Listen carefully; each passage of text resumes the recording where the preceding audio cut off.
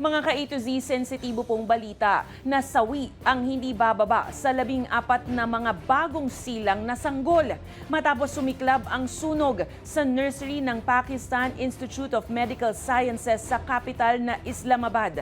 Ayon sa mga opisyal, nagsimula ang sunog pasado alas 6 ng umaga matapos umanong sumabog ang kompresor ng isang air conditioning unit sa nursery na nasa ikatlong palapag ng ospital.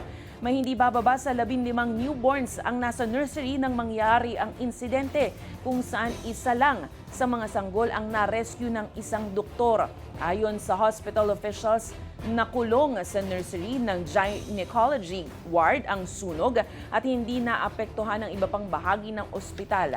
Wala ring iba pang naiulat na nasugatan. Dumagsa naman sa ospital ang mga nagluluksang bagong magulang at kamag-anak na humihingi ng pananagutan.